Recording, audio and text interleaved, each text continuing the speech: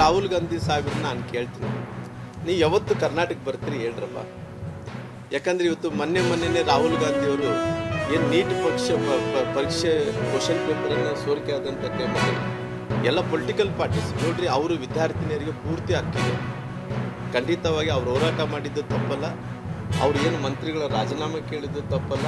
ಆದರೆ ಅವ್ರ ಹೋರಾಟದ ನಿಂದಲೇ ಪ್ರಧಾನಮಂತ್ರಿಗಳು ಮಕ್ಕಳ ಜೊತೆಲಿ ಇದ್ದೀನಿ, ವಿದ್ಯಾರ್ಥಿಗಳ ಜೊತೆಲಿ ಇದ್ದೀನಿ ಅನ್ನಂತ ಕಾಣ್ತಾ ದೇಶದಲ್ಲಿ ಕೆಲವೊಂದು ಈ ಫಿಡಲ್ ಸಿಸ್ಟಮ್ನ ನಾಯಕರಿದ್ದಾರೆ ನೋಡಿ, ದೇಶದಲ್ಲಿದ್ದಂಥ ಯುವಕರನ್ನ ದಾರಿ ತಪ್ಪಿಸಬಾರ್ದು ಅನ್ನಂತ ಕಾರಣದಿಂದ ಪ್ರಧಾನಮಂತ್ರಿಗಳು ಧರ್ಮೇಂದ್ರ ಪ್ರಧಾನ್ ನಿರ್ಧಾರ ತಗೊಂಡು ನಮ್ಮ ಕ್ಯಾಬಿನೆಟ್ ಸಚಿವರು ಎಲ್ಲರಿಗೂ ನಿರ್ಧಾರ ರಾಜೀನಾಮೆಯನ್ನು ಕೊಡಿಸಿದ್ದಾರೆ. ರಾಜೀನಾಮೆಯನ್ನು ಕೊಡಿಸಿದ ನಂತರ ರಾಹುಲ್ ಗಾಂಧಿಯವರು ಇಲ್ಲ ನಾವು ಮಾಡಿದಕ್ಕೋಸ್ಕರವಾಗಿ ರಾಜೀನಾಮೆ ಕೊಟ್ಟಿದ್ದು ಏನನ್ನೂ ಹೇಳ್ಕೊಳ್ಳಿ, ಪೊಲಿಟಿಕಲ್ ಆಗಿ ಅವ್ರಿಗೆ ಲಾಭ ಪಡ್ಕೊಂಡು ಜೊತೆಲಿ ನಾನು ಕೇಳ್ತೀನಿ, ಈ KPSC ಹಗರಣ ಬಗ್ಗೆ ನೀವು ಯಾರು ರಾಜೀನಾಮೆ ಕೊಡಬೇಕಲ್ಲ, ಯಾರು ರಾಜೀನಾಮೆ ಕೊಡಬೇಕಲ್ಲ? KPSC ಹಗರಣ ಇಷ್ಟೊಂದು ದೊಡ್ಡ ಹಗರಣ ಆಗಿದೆ, ಭ್ರಷ್ಟಾಚಾರ ಆಗಿದೆ, ಯಾರು ರಾಜೀನಾಮೆಯನ್ನು ಕೊಡಬೇಕು? ಇವತ್ತು ದೆಹಲಿಯಲ್ಲಿದ್ದು ಪ್ರತಿಭಟನೆ ಮಾಡಿದಂಥ ರಾಹುಲ್ ಗಾಂಧಿಯವರು ಇವತ್ತು ಕರ್ನಾಟಕ ಹೋಗಿ ಬರ್ತೀರಂತೇಳಿ ತಾವು ಹೇಳಬೇಕಲ್ಲ.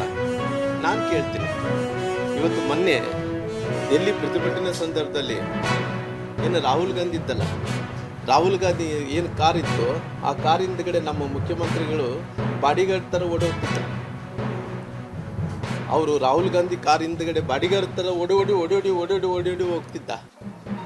ಈ ಓಡೋಡಿ ಹೋಗೋದ ರೀತಿಯಲ್ಲಿ ನೋಡಿದಂಥ ಟೈಮಲ್ಲಿ ಯಾರನ್ನು ಬಾಡಿಗಾರ್ಡ್ ಏನನ್ನ ಅಂದ್ಕೊಂಡು ಆದ ಮುಖ್ಯಮಂತ್ರಿಗಳು ಓಡೋಗ್ತಾರೆ ರಾಹುಲ್ ಗಾಂಧಿ ಕಾರ್.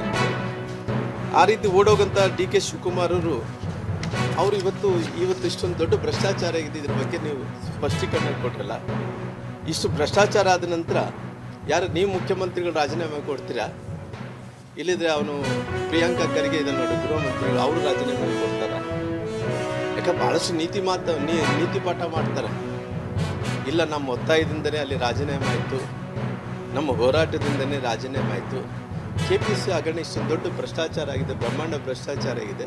ಯಾರನ್ನ ಇವತ್ತು ನೀವು ರಾಜೀನಾಮೆ ಕೊಡಿಸಿ? ಮುಖ್ಯಮಂತ್ರಿಯನ್ನ ರಾಜೀನಾಮೆ ಕೊಡಲಿ, ಇಲ್ಲಿದ್ದ ಗೃಹ ಮಂತ್ರಿಗಳನ್ನ ರಾಜೀನಾಮೆ ಕೊಡಲಿ, ಇಲ್ಲ ಅವ್ರು ಸಂಬಂಧಪಟ್ಟಿದ್ದ ಶಿಕ್ಷಣ ಸಚಿವರನ್ನಾಗಲಿ ಅವ್ರ ಸಂಬಂಧಪಟ್ಟಿದ್ದ ಮಂತ್ರಿಗಳನ್ನಾಗಲಿ ಕೊಡಲಿ.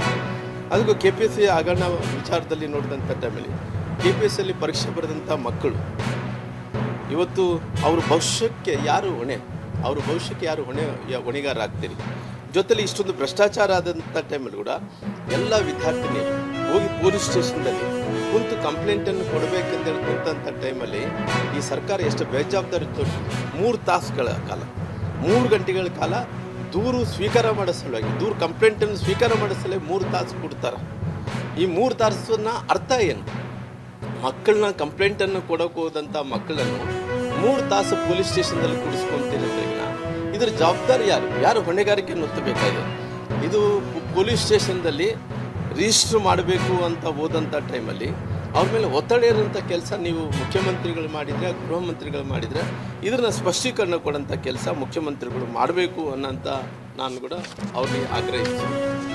ಜೊತೆಲಿ ವಿದ್ಯಾರ್ಥಿನಿಯರು ಒಂದು ಕಡೆ ದೂರು ಸ್ವೀಕಾರ ಮಾಡೋಂಥ ಟೈಮಲ್ಲಿ ಲೇಟು ಮಾಡಿದ್ದಾರೆ, 3 ತಾಸುಗಳ ಕಾಲ ಅವರು ಕೂಡಿಸ್ಕೊಂಡಿದ್ದಾರೆ, ಅವ್ರಿಗೆ ತೊಂದರೆಯನ್ನು ಮಾಡಿದ್ದಾರೆ. ಈ ಸರ್ಕಾರ ಯಾವುದೇ ರೀತಿಯಲ್ಲಿ ಕೂಡ ಕಿಮ್ಮತ್ತು ಕೊಡ್ತಾ ಇಲ್ಲ.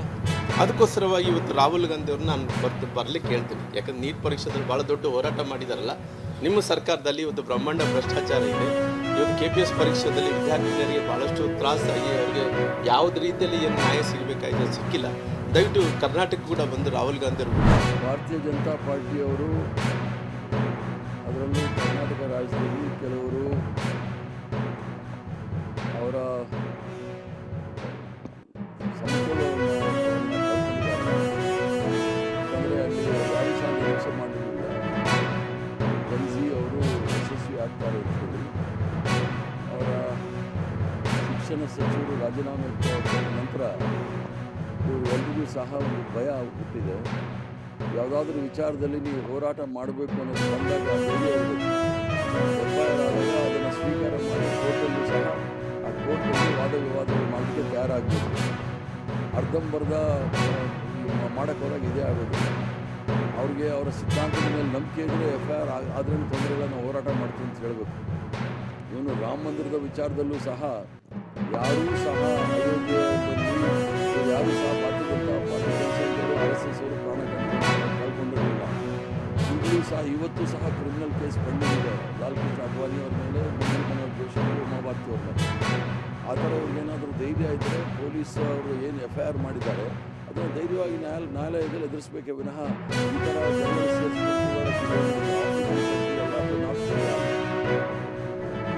ಅಂದರೆ ಅವ್ರಿಗೆ Muslim Pakistan Machali mutton English ಅಂದರೆ ಅದು ಬಿಟ್ಟರೆ ಬೇರೆ ಏನು ಅದು ರಾಜ್ಯದ ಬಗ್ಗೆ ದೇಶದ ಬಗ್ಗೆ ಗೊತ್ತೇ ಇಲ್ಲ.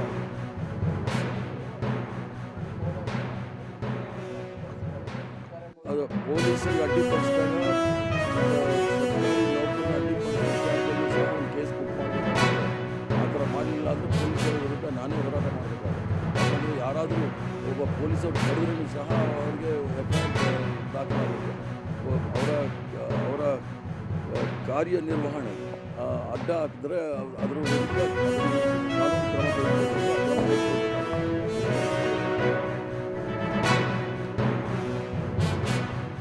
ಅಲ್ಲ, ಅವ್ರು ಜೀವನ ಪೂರ್ತಿ ಮಾಡಿರೋದೇ ಸುಳ್ಳಿನ ಫ್ಯಾಕ್ಟ್ರಿ ಇಟ್ಕೊಂಡಿರೋ ಜನ. ರಾಜಕಾರಣಿಗಳು ಪೊಲೀಸ್ ಈಗ 5 ವರ್ಷದಿಂದ ಜೈಲಲ್ಲಿ ಇಟ್ಟಿದ್ದಾರೆ. FIR ಕೂಡ ಮಾಡಿಲ್ಲ ಉಮರ್ ಖಾಲಿದ್. ಸಂವಿಧಾನದಿಂದ ಮೇಲಿರ್ತಕ್ಕಂಥ ಕಾನೂನಿನ ಮೇಲಿರ್ತಕ್ಕಂಥ ಈ ದೇಶದಲ್ಲಿ ಎಲ್ರಿಗೂ ಒಂದೇ ಕಾನೂನು. ಉಮರ್ ಖಾಲಿದ್ಗೂ ಆ ಕಾನೂನು ಇದೆ, ಇವ್ರ ಮೇಲೂ ಆ ಕಾನೂನು ಆಗಬೇಕು.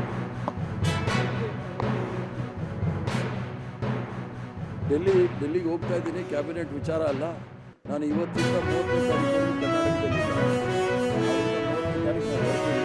ಡೆಲ್ಲಿನಲ್ಲಿ ಏನಾದರೂ ಬೆಳವಣಿಗೆ ಇದ್ದರೆ ಅಲ್ಲಿ ನಿಮ್ಮ ಸ್ನೇಹಿತರ ಅವರಲ್ಲಿ ಮಾತಾಡ್ತೀನಿ. ಯಾಕಂದರೆ ನಾನು ಇವತ್ತು ಯಾವುದೋ ಖಾಸಗಿ ವಿಚಾರದಲ್ಲಿ ಹೋಗ್ತಾ ಇರೋದು. ಡೆಲ್ಲಿಗೆ ಹೋದ್ಮೇಲೆ ಏನು ಬೆಳವಣಿಗೆ ಇದೆ ಅದನ್ನು ನೋಡಿ ನಾನು ಕೇಳ್ತೀನಿ. ನಾನು ಸಹ ಸಿದ್ದರಾಮಯ್ಯರ ಜೊತೆಗೆ ಹೋಗ್ತಾ ಇದ್ದೀನಿ. ಶಿವಕುಮಾರ್ ಅವರು MP ಗಳ ಸಭೆ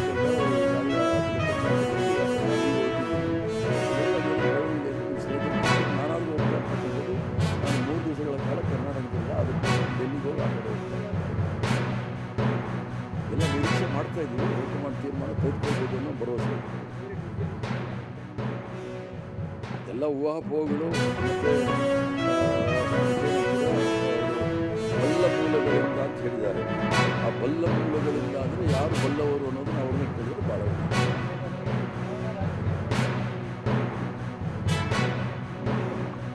ಅವರು ಕಾರಣ ಕೊಟ್ಟಿರ್ತಕ್ಕಂಥದ್ದು ಭಾಳ ಅರ್ಥಗರ್ಭಿತವಾದ ಕಾರಣ. ರಾಜಕಾರಣ ಭಾಳ ಕೆಟ್ಟಿದೆ, ಹಣದ ಪ್ರಭಾವ ಜಾಸ್ತಿ ಇದೆ, ಅದು 100ಕ್ಕೆ 100 ಸತ್ಯ. ತೋಳು ಬಲ, ಹಣದ ಬಲ ಇದು ತೊಂದರೆ ಇಲ್ಲ. ಕಪ್ಪು ಹಣದ ಬಲ ಇವೆಲ್ಲವೂ ಸಹ ಇರೋದ್ರಿಂದ ಅವರು ಬೇಸತ್ತು ರಾಜೀನಾಮೆ ಕೊಟ್ಟಿದ್ದಾರೆ. ಅವ್ರ ಕಾರಣ ಭಾಳ ಮುಖ್ಯ. ಮತ್ತು ರಾಜಕೀಯ ನಿವೃತ್ತಿ, ಇದು ಸಕ್ರಿಯ ರಾಜಕಾರಣ ಅಂದರೆ ವಿಧಾನಮಂಡಲ ರಾಜಕೀಯದಲ್ಲಿಂದ ನಿವೃತ್ತಿ ಹೇಳಿರೋದು. ಅದನ್ನು ನಾನು ಪತ್ರಿಕೆಯಲ್ಲಿ ನೋಡೋದು, ಅವರಲ್ಲಿ ಮಾತಾಡೋದು ನಾನು ಹೇಳೋಂಗಿಲ್ಲ. ಬಟ್ ಯಾವ ನಿಮ್ಮ ಪತ್ರಿಕೆಗಳು ಮಾಧ್ಯಮದಲ್ಲಿ ಬಂದಿದೆ, ರಾಜಕೀಯ ಭಾಳ ಕೆಟ್ಟದಾಗಿದೆ, ಹಣದ ಬಲ ತೋಳು ಬಲ ಇವೆಲ್ಲವೂ ಜಾಸ್ತಿ ಆಗಿರೋದ್ರಿಂದ ನನಗೆ